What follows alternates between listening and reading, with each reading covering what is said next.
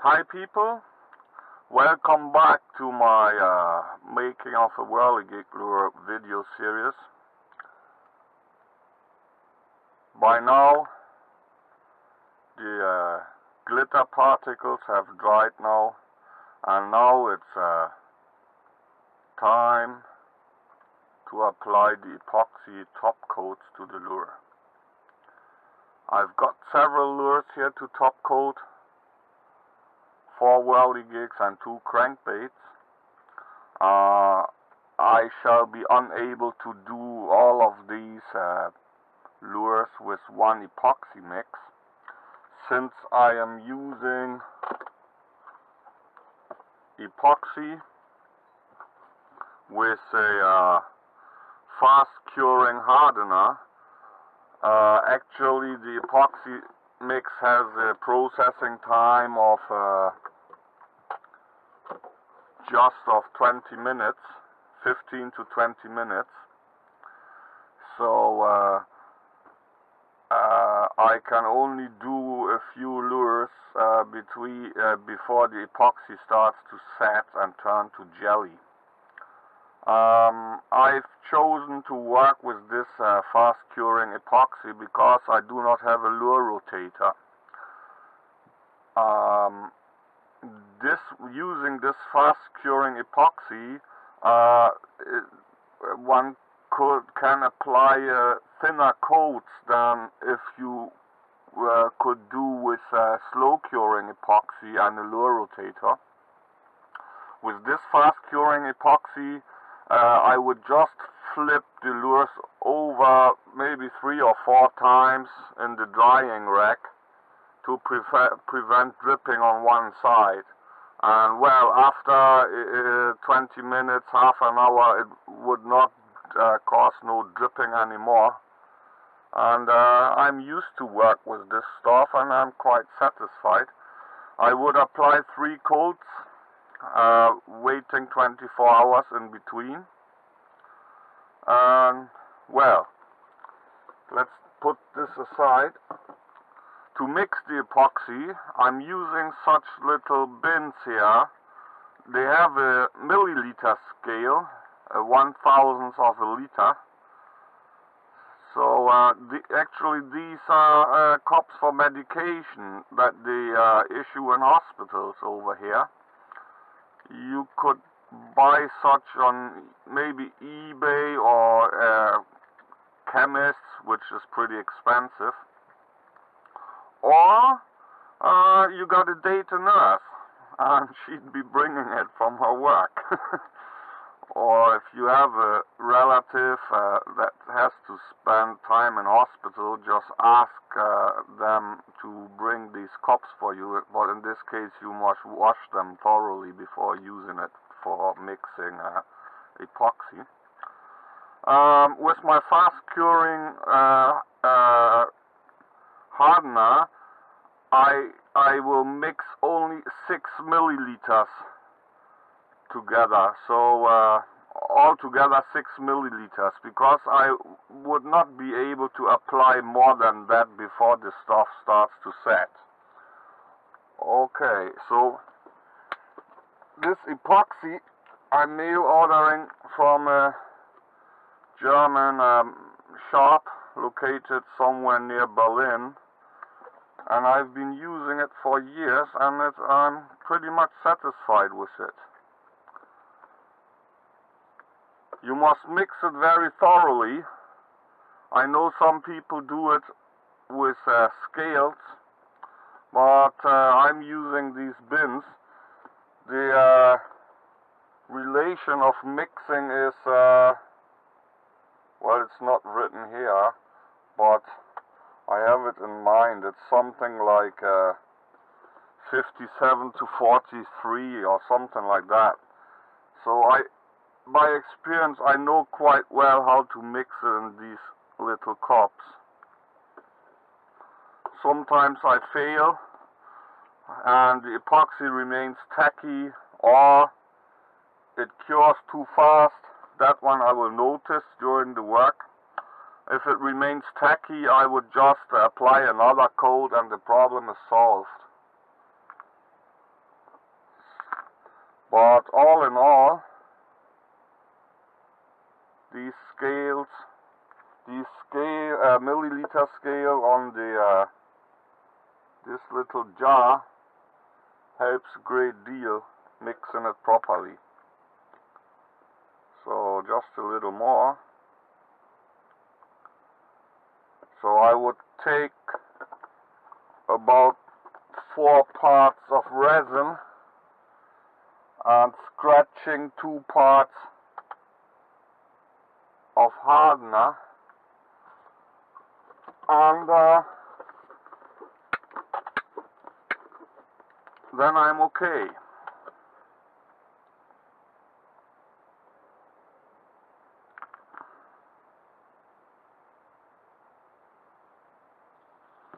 So I gotta be careful. Put it on a plain surface, let it drip down so that the scale would be covered. Yeah, just a little more.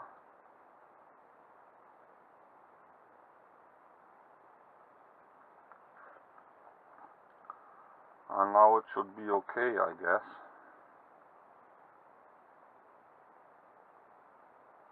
And I must hold it against the light to be able to see. Still a little more.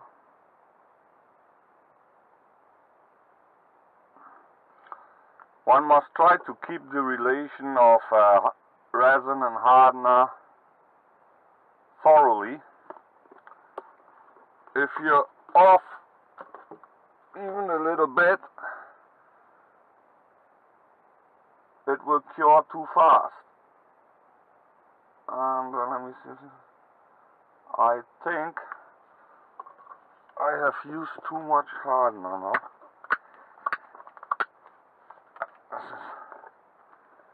Just a little bit more.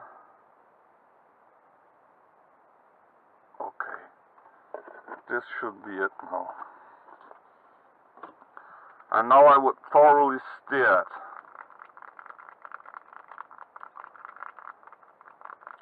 Mix together very well.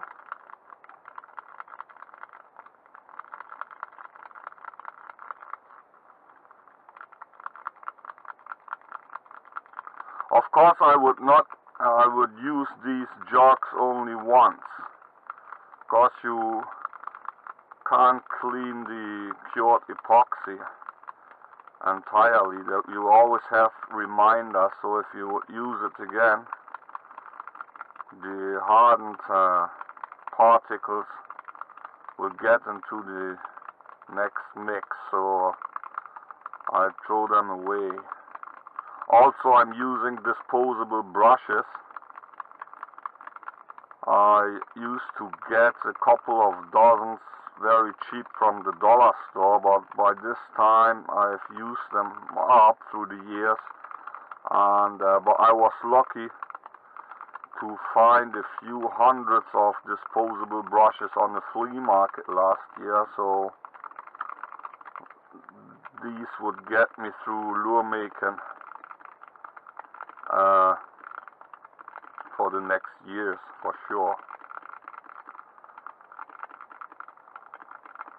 Okay, what I would do now, I would let this thing rest for about 2 minutes, because if you apply this stuff immediately, it tends to demix on the first lure, causing some kind of uncovered spots on the lure, and doesn't look very nice, but will vanish with the next 2 coats. But still, I like to let this thing rest for a while and then stir up again, and then I start applying it. I'll put this off before the time limit jumps in again. Okay, after I had let it rest for 1-2 minutes, I stir again. Really mix it thoroughly. And now the processing time of about 15 minutes or so is on. Alright, here's my disposable brush, and I'll start out with the body. You see, I fixed the hook to the wire shaft. I didn't want to bend no hook to it, not to shorten it, because I would need the remaining length to wrap the line tie eye later.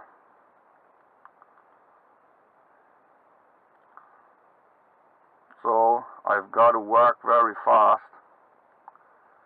to use the little processing time as good as possible. The reason why I do 3 coats of epoxy to these lures is simply for coverage, because maybe you miss out some portions with the first coat. Loose paint was there. Of course, you got to take care now if your brushes lose bristles or some dry paint would come off the lure and go to spots where you do not want it to be.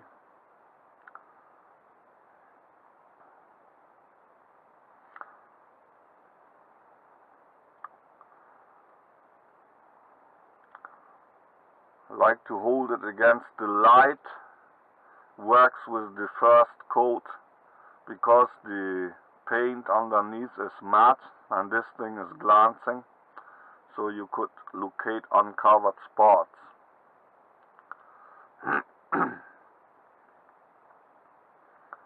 I do not want to paint the pop rivet there, but it would still happen that epoxy would flow onto it, and later, before assembling the lure, I would use a file to file off the epoxy reminders there for the head portion not to bind on the wire shaft at that spot. All must be running smooth in the end. Okay, this was the head portion. Check against the light. All is covered. It's a little wire hook. This hook would stick to the eye most likely after the first coat.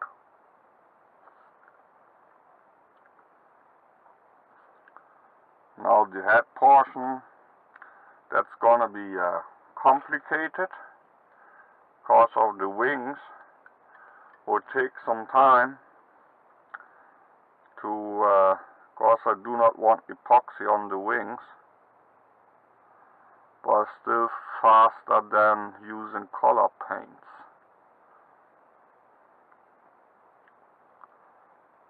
Okay. Said before, I don't think I would be able to do all the 4 whirligigs, all the 8 parts, because sooner or later this stuff will tend to jelly or to set, and if it does, sooner or later you get to a stage that you can't apply it anymore. It's too tacky then, and if you don't stop on time, you get an uneven surface. And if it's not too bad, you could carefully sand it over the bad spots and apply another coat. That will cover these little flaws.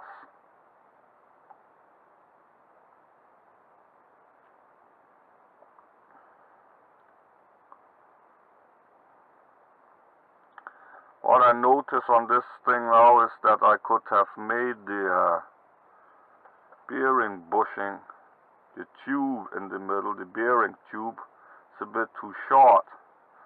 should have protruded over the nose of the lure, which it doesn't.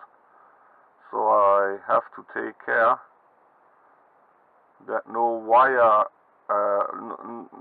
the tag end of the wire of the tag end of the line tie eye, okay, would get to touch the wood, because it would cause rashes to it.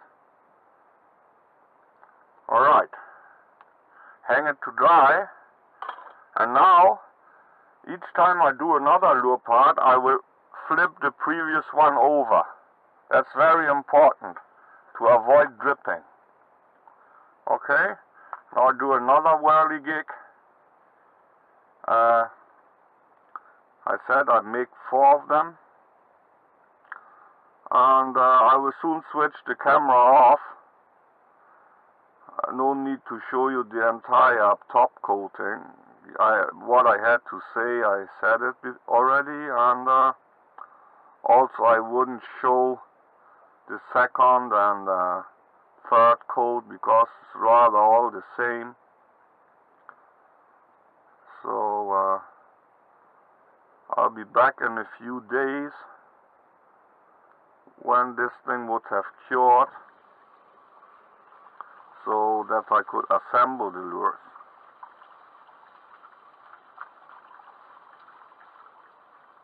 Alright, I'll switch the camera off now. See ya. One more thing. The epoxy is starting to set now, so it's getting constantly harder to apply it. It's not as fluid anymore, and in this case you must put more epoxy to the brush to be able to spread it all over the lure. Naturally, this way you'd achieve a thicker coat. And what I would do, the one lure that is the last one to top coat with this mix, that is starting to set, with the next mix, I would paint that one first, because I know I have a thicker coat on this one, so that I would be about equal amongst this batch of lures that I'm working on. So, and at this stage, when I notice that it's starting to set,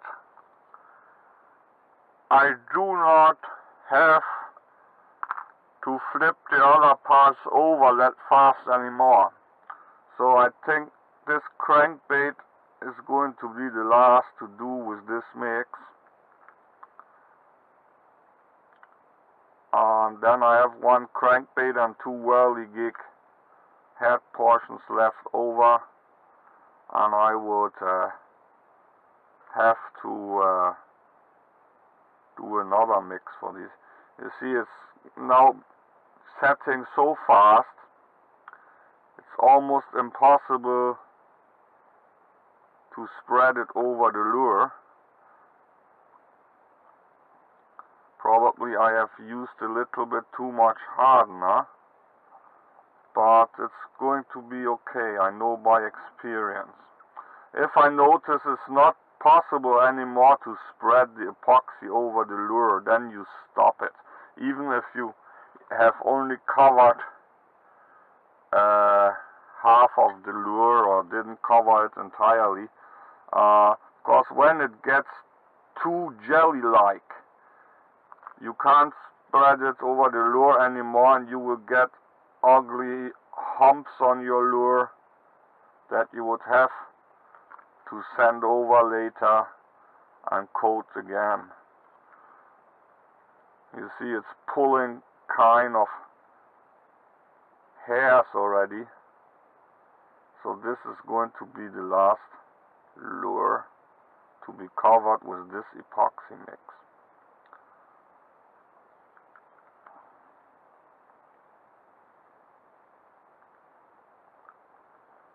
That's the disadvantage if you're using this fast hardener, rapid hardener, but saves me from having to use a lure rotator.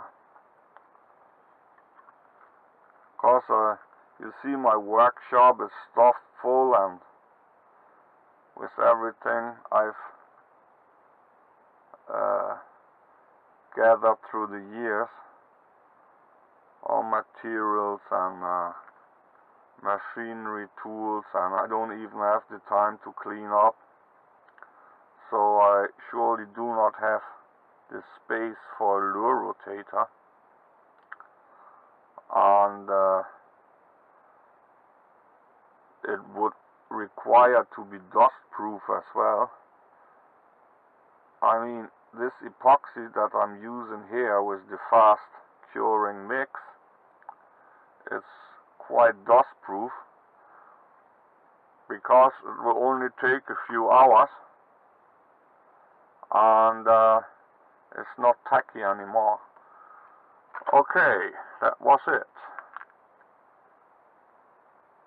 So this lure is going to be the first one to be painted with a new mix after 24 hours of drying.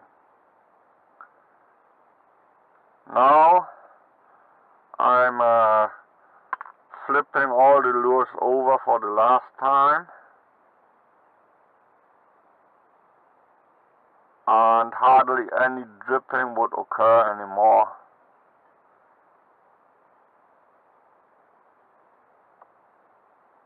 Flip them over for the last time.